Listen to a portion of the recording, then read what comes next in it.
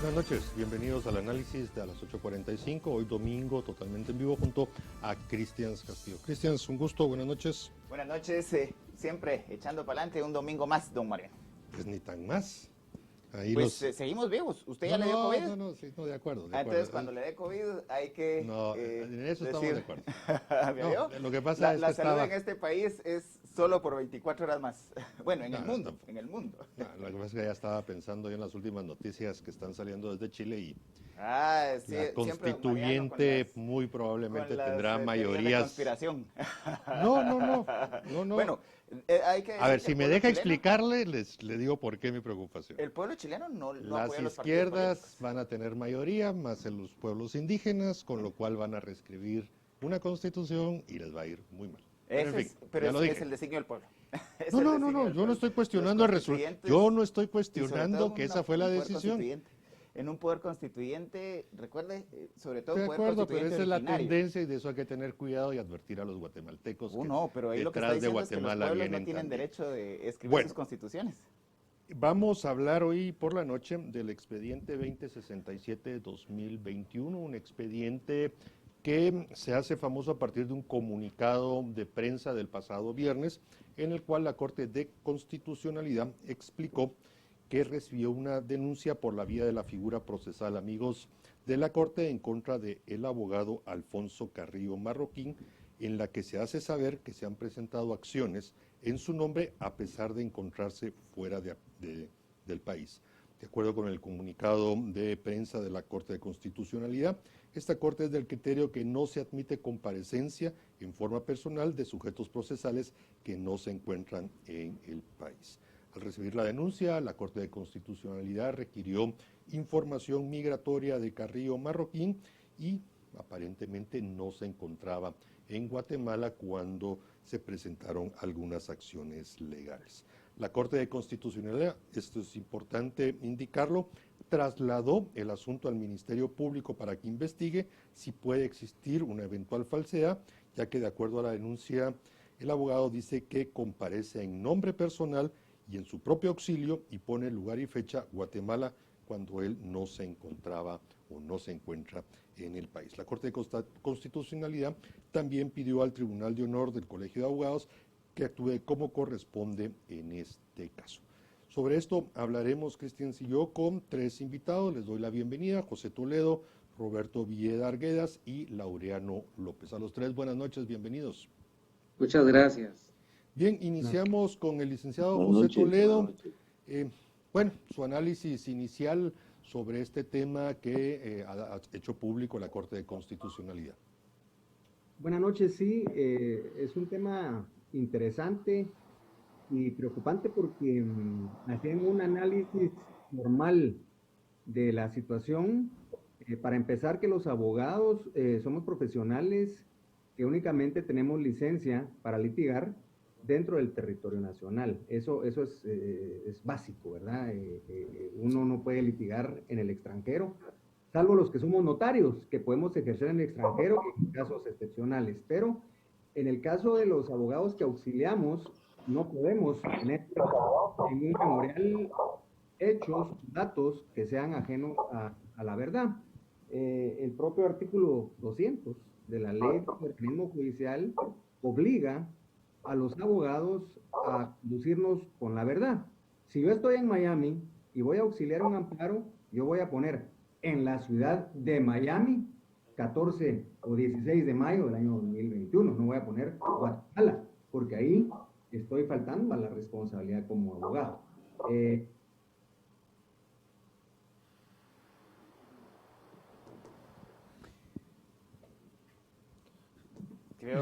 Licenciado, ¿puede habilitar su micrófono o Cristian continúa? Perdón. Gracias. Ahí estoy ya, ¿verdad? Correcto, gracias. Pues no, les decía buenas noches, que la situación es interesante y preocupante, porque les decía yo, antes de que pusiéramos el mío, que cuando yo firmo un memorial, como abogado, tengo una responsabilidad con el artículo 200 de la ley del organismo judicial, tengo que conducirme con verdad. Si yo estoy en Guatemala, voy a poner al calce de mi memorial Guatemala, 16 mayo del 2021.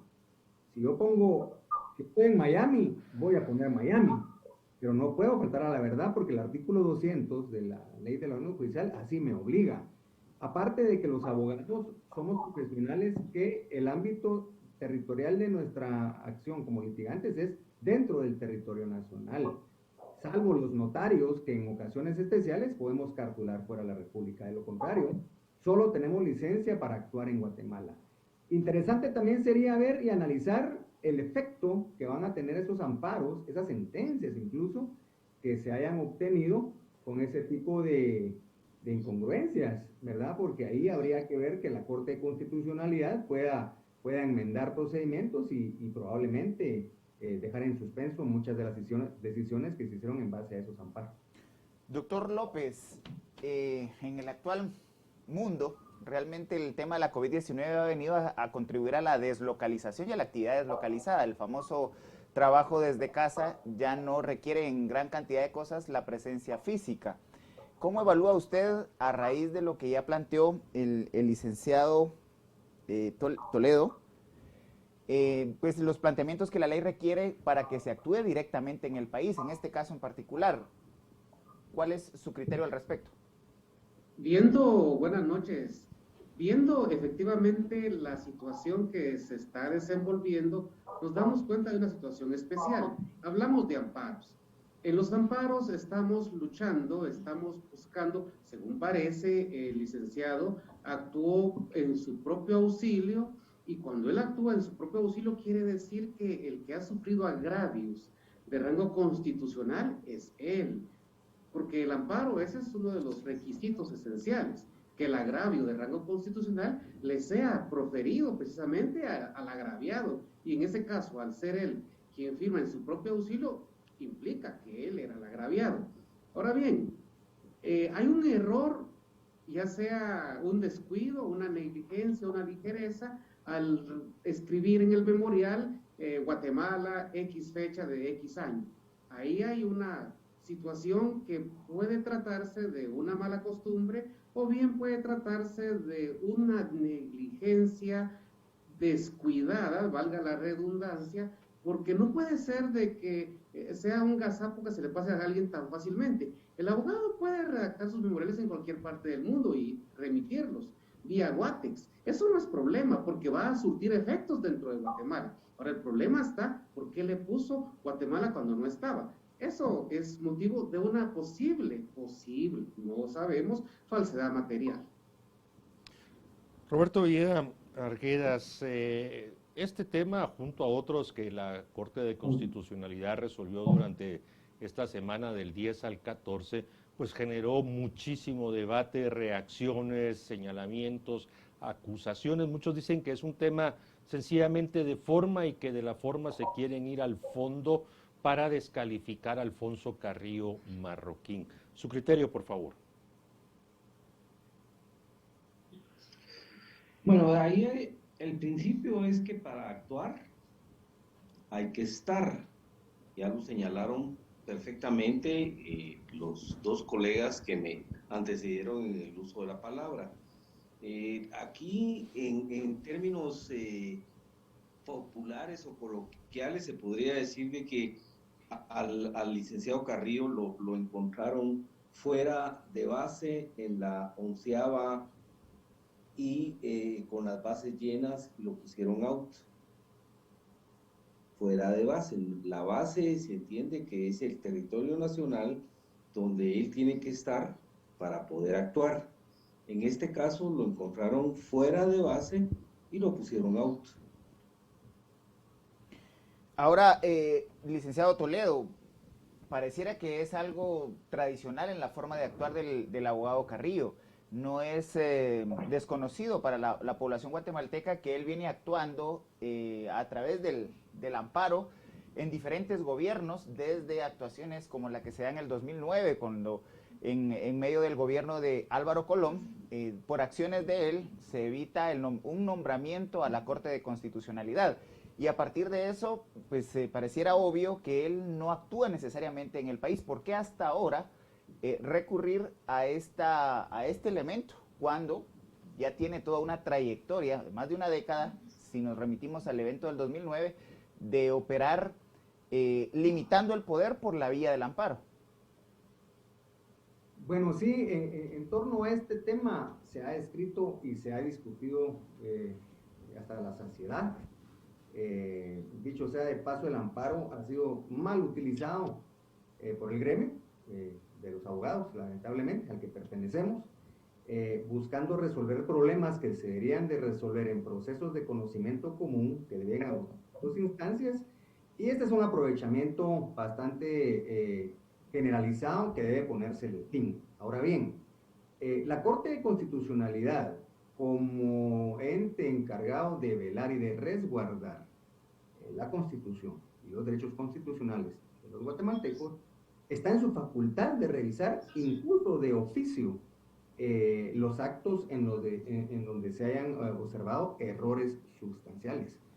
Un abogado que litiga y que pone Guatemala fecha estando en Miami, pues es obvio que, como dice el licenciado Villeda, coloquialmente fue agarrado en fly, fue agarrado en base, puesto en out, pero hablando jurídicamente son errores sustanciales que hayan sido de 2009, 2010, 2000, o cualquier época, pues está revisándolos la Corte de Constitucionalidad, está en sus facultades, está en la facultad de incluso suspender fallos, suspender amparos en los que ellos adviertan errores sustanciales, porque la falsedad no puede producir efectos legales, procesales, si partimos de documentos en los que exista una posible falsedad, razón por la cual está en manos de la CC si lo hace en todos los expedientes donde participó el colega o en los que consideren ellos relevantes, pero sí es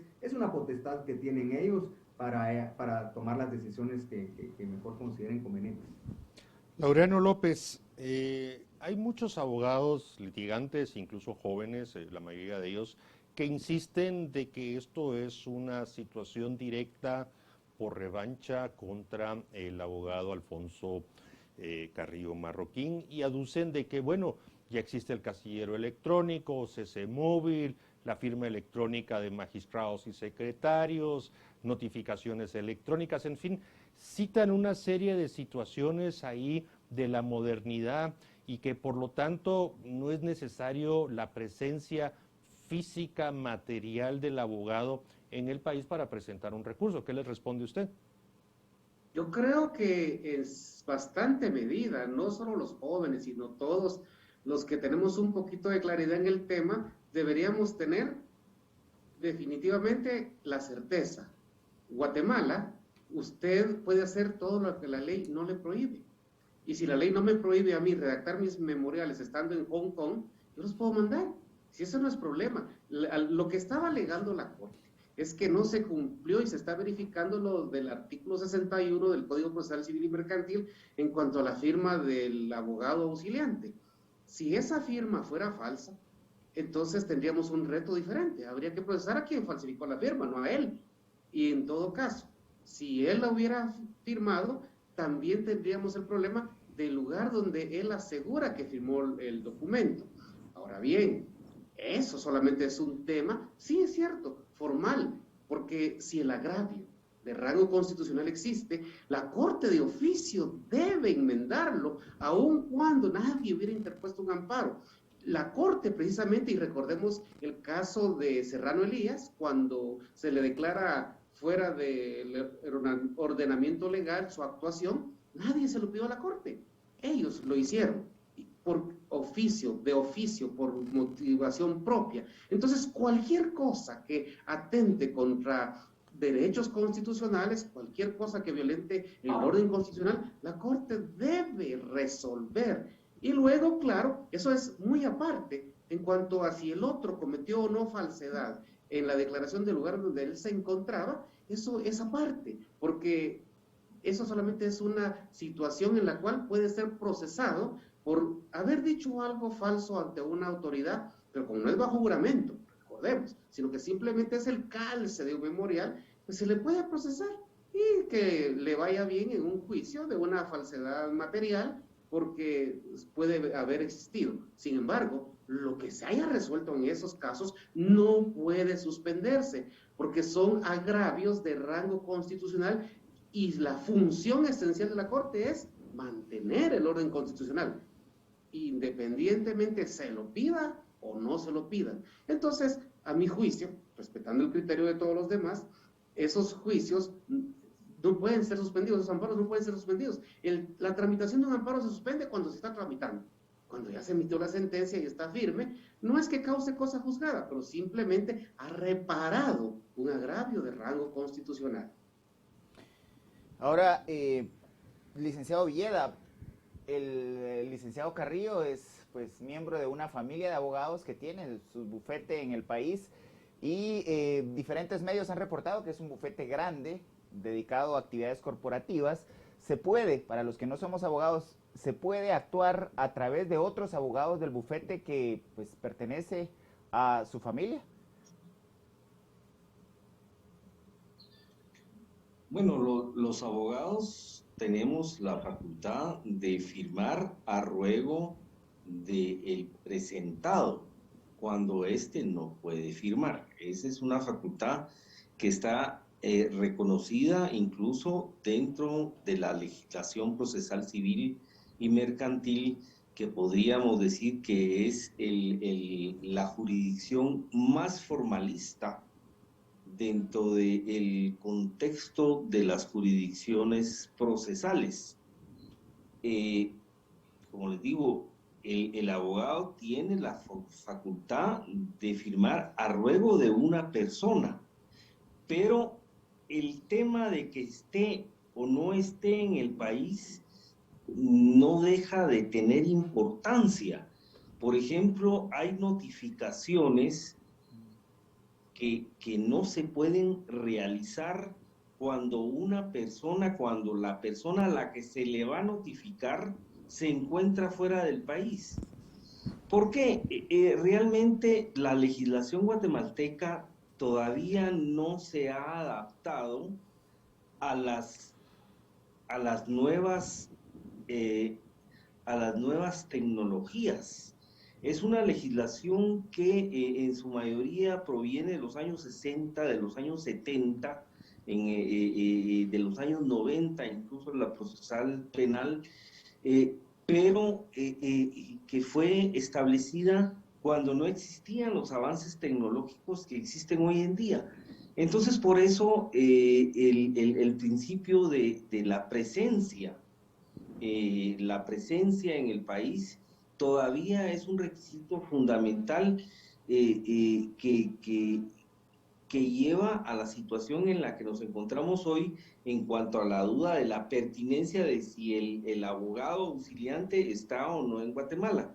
El detalle es importante, en la suscripción de los memoriales aparece, él indica que está en Guatemala y lo cual no es cierto. Pero realmente hoy en día, en el siglo XXI, ya podría, ya el término espacio, localización, ya es un tema que podría ser superado, pero que la legislación guatemalteca no ha llegado a esa modernidad. Licenciado José Toledo, hubo un cuestionamiento a opiniones vertidas por usted y por el licenciado Roberto Villeda de parte de Laureano López, en el sentido que, bueno, que no exageren, que el tema que se investigue y ahí se vaya al tema falsedad material probablemente, si así se establece, pero que no se cuestione el fondo de los recursos o sentencias o resoluciones que hubieran resultado de esos inicios. ¿Qué le responde?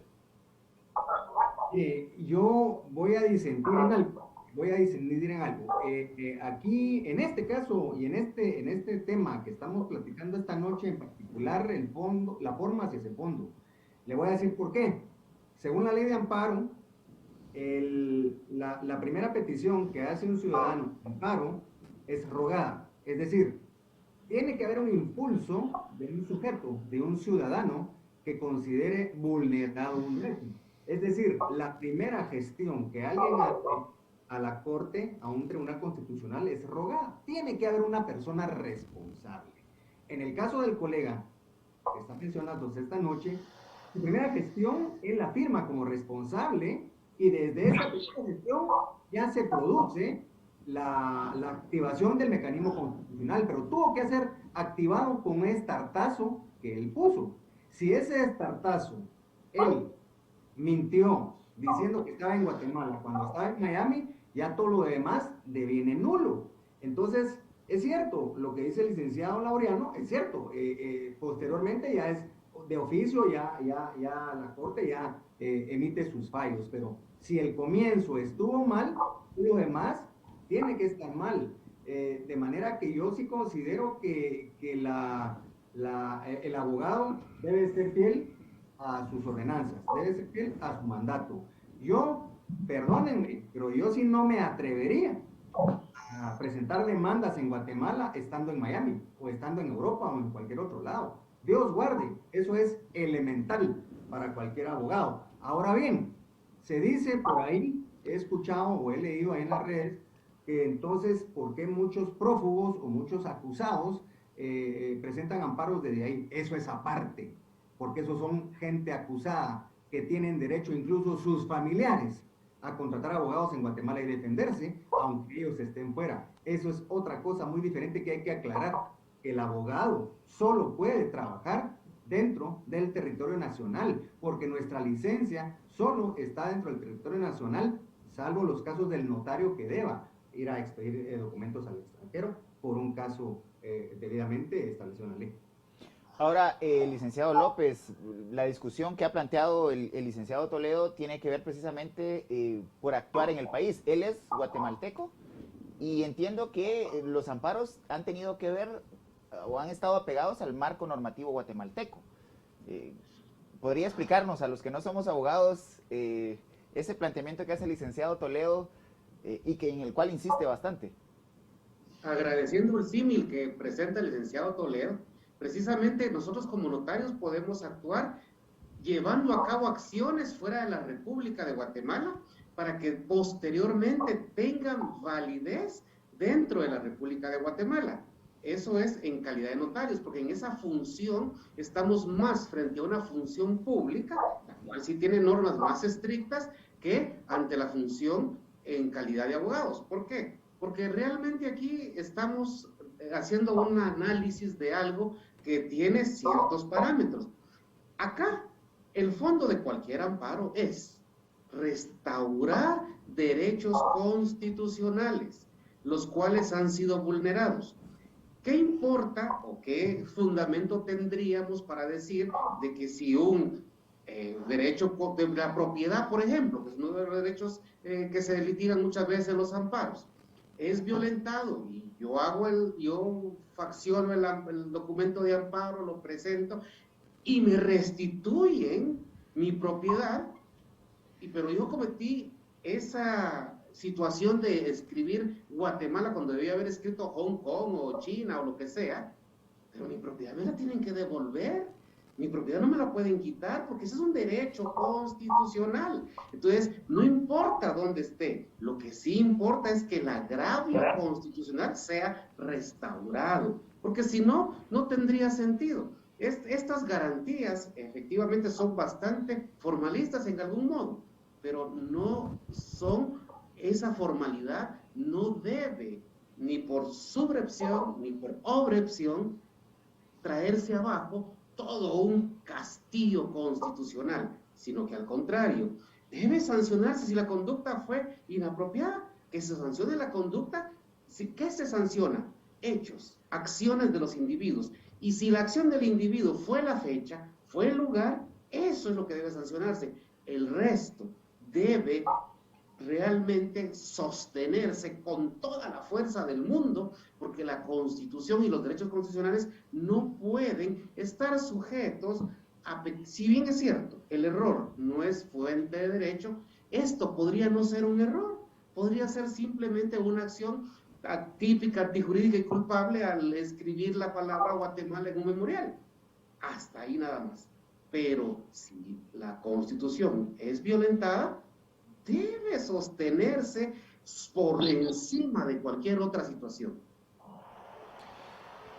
Licenciado Roberto Villa, bueno, por lo menos yo no sé con precisión y exactitud si los casos a los que se refiere la Corte de Constitucionalidad son acciones de amparo, de inconstitucionalidad general, específica, en fin, eso no se menciona. Yo tampoco he tenido acceso al expediente 2067-2021, pero la pregunta hacia ustedes, si el abogado Alfonso Carrillo Marroquín no fuera tan mediático, recordemos en algún momento compraba y pagaba páginas completas en un medio escrito y después, en fin, se volvió un litigante muy mediático, sin necesariamente dar declaraciones, pero en fin, el tema es, esto hubiera pasado desapercibido, de que un abogado hubiera presentado alguna acción de las múltiples que se pueden presentar ante la Corte de Constitucionalidad y bueno, la Corte de Constitucionalidad haya dicho, ok, aquí hay un problema.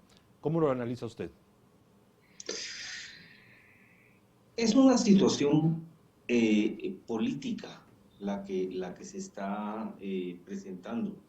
El abogado Carrillo, pues en buena medida era la envidia de el resto de abogados que litigamos en las cortes constitucionales por el favoritismo que en su favor existía dentro de los procesos constitucionales. Vale decir que las acciones del licenciado Carrillo eran atendidas inmediatamente por la Corte de Constitucionalidad cuando al resto de abogados litigantes les tomaba 1, 2, 3 semanas, un mes para que la Corte de Constitucionalidad emitiera la primera resolución en cuanto a sus peticiones de amparo o de acciones de inconstitucionalidad. Esa es la causa de la notoriedad mediática que adquirió el licenciado Carrillo, que en lo personal mantenía o ha mantenido un perfil bajo y sus apariciones públicas han sido únicamente en las audiencias públicas de la Corte de Constitucionalidad. De ahí la razón por la que creó suspicacia y alguna reacción en su contra. Y de ahí viene, pienso yo, la investigación que realiza la Corte en cuanto a su situación migratoria. Investigación que la podemos enmarcar dentro de las facultades que todo tribunal tiene de actuar para mejor proveer, para mejor fallar. En este caso, pues sí, es un caso importante, especial, porque se está abriendo un principio constitucional que no se había tocado en la tradición anterior, que es en cuanto a la presencia del abogado auxiliante. Sí tenemos que tener claro la diferencia entre el actuar de un abogado y el actuar de un notario.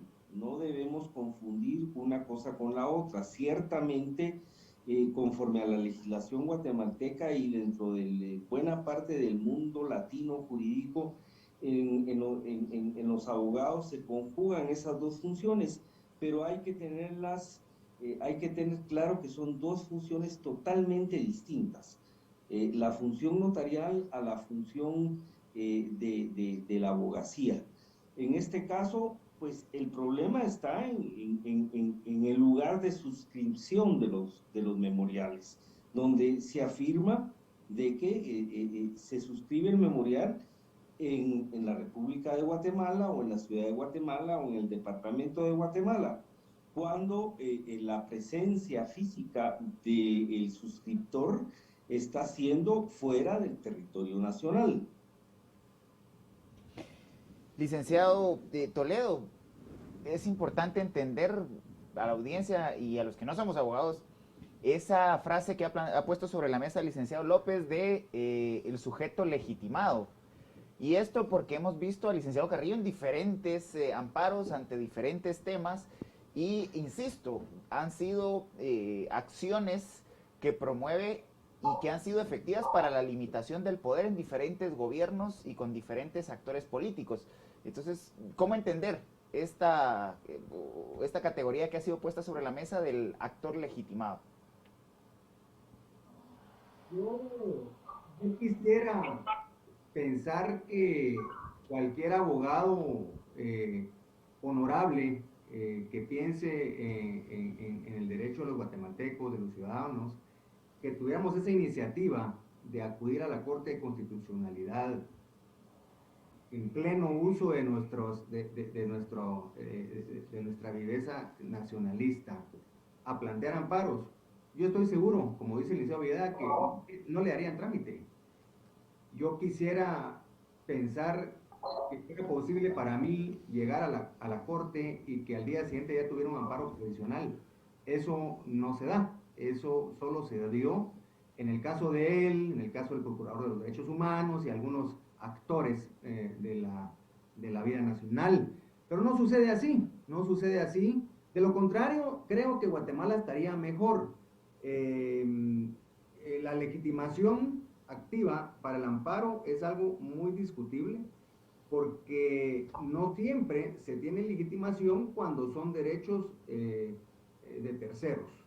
Cuando son derechos difusos, es decir, derechos de la sociedad, de la colectividad, sí es dable que un abogado, que un ciudadano plantee un amparo, pero en este caso tengo entendido que se plantearon amparos incluso en favor de personas que ya estaban fuera del país por situaciones que les afectan únicamente, personas que están fuera.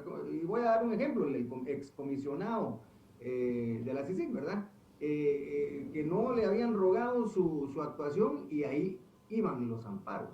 Pero ni siquiera el Procurador General de la Nación, que es el que representa a muchos intereses de los guatemaltecos, hacía eso.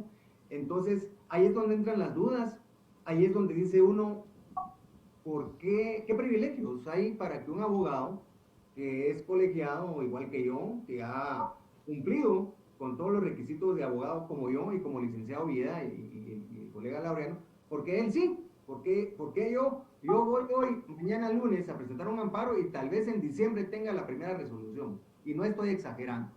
Entonces, eso es lo que llama la atención. Aparte de la posible falsedad, no hay obstrucción, no hay tráficos, solo estoy suponiendo. Bien, vamos a hacer una última ronda de preguntas con Cristian. A ustedes se nos está acabando el tiempo. Les pediría ser muy precisos y puntuales en sus respuestas. Laureano López, ¿es a su criterio, ha existido o existe algún trato preferencial privilegiado a algunos litigantes que se le tramitan sus acciones de manera express, se les resuelven rápidamente y otros que pudieran tener igual categoría, pues no es así? Efectivamente, vimos en la corte anterior cómo eso era bastante común, lamentablemente, y con mucha tristeza hay que decir que la que está empezando tiene las mismas mañas. ¿Cómo es posible que aceptan amigo de la corte a personajes de dudosa trayectoria? Aquí hay un problema, no se podía. El amigo de la corte es un tercero imparcial, ajeno, con pleno, total y absoluto conocimiento del derecho constitucional. No es cualquier amigo de vecina que viene a soplar, mire, aquel no estaba acá y les firmó un memorial, ahora investiguenlo. Eso no es la función de un amigo de la corte, por favor. El amigo de la corte conoce el derecho constitucional desde el punto de vista científico, desde el punto de vista objetivo y, claro, su opinión es muy valiosa. Pero venir a soplar de que alguien no está en Guatemala, eso no es para un amigo de la corte, ni para que una corte lo acepte como tal, que eso es lo peligroso. Si vamos a cambiar solo de favorecidos, santo Dios, qué república la que vamos a tener. Muchas gracias. Ahora, el licenciado Villeda, se ha puesto sobre la mesa también el papel del Colegio de Abogados. ¿Cuál es el rol en este tipo de casos? Bueno, el Colegio de Abogados es una institución de carácter gremial. Realmente su beligerancia en temas jurídicos no debería ser preponderante. porque por la naturaleza de la institución del colegio.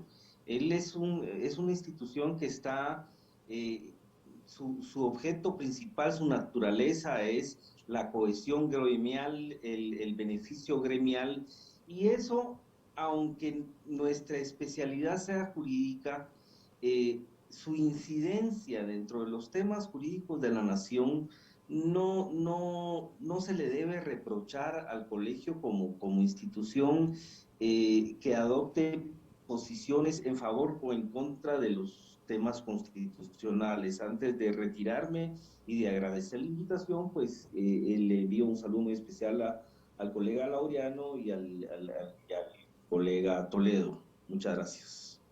Gracias, licenciado Toledo. 22 segundos para su última intervención. Sí, únicamente igual saludar a los colegas, qué interesante. La institución de la microcolombiana es una institución latina. Significa precisamente eso, pero yo estoy de acuerdo, no tenemos que abusar de las facultades que nos da la ley, ni en la corte anterior, ni en la actual. Pero si ya se dio el hecho y lo van a investigar, pues hay que investigarlo y hay que dejar que sean las autoridades las que determinen lo que corresponde. Muchas gracias. Y ojalá investiguen a todos, absolutamente a todos. Bueno, gracias José Toledo, Roberto Villeda, Laureano López por habernos acompañado esta noche. Un feliz descanso todavía. Feliz noche. Bueno, Cristian, es interesantísimo, ¿no? Sí, totalmente. Es una discusión, por lo regular la justicia había estado fuera del debate social precisamente porque tiene muchas complejidades y muchas aristas que para los que no somos abogados pueden ser eso que tradicionalmente se dice cómo darle la vuelta a la ley, pero bueno, como dice usted, que investiguen a todos. A todos, ¿no? Aquí parejo, es que en serio, aquí tiene que ser parejo y que si hay que revisar resoluciones, sentencias, que lo hagan y si algo se hizo mal, que lo corrijan. En fin, yo creo que eso los guatemaltecos nos lo merecemos. Cerramos con el tema hoy, Cristians, el próximo domingo, veremos qué nos queda. Parece ser que va a ser una semana interesantísima. Congreso entró en receso parlamentario y bueno, Colombia está que arde, Chile empezó a arder otra vez, así que están en temas. Perú, Venezuela, sí, Venezuela también sigue siendo foco La de derecha en atención. Perú también está pasando. No, por eso le digo, yo creo que habrán algunos temas que esta semana abordaremos porque, como lo decía en la primera intervención, Cristian, también mi preocupación que esos rebalses pudieran llegar hasta Guatemala. Bueno, veremos. Veremos América qué Latina. pasa. Bien, ha sido gracias. histórica. Muy amables. A nombre de Cristian Castillo y Mariano Rayo les agradecemos que nos hayan acompañado. Un buen descanso.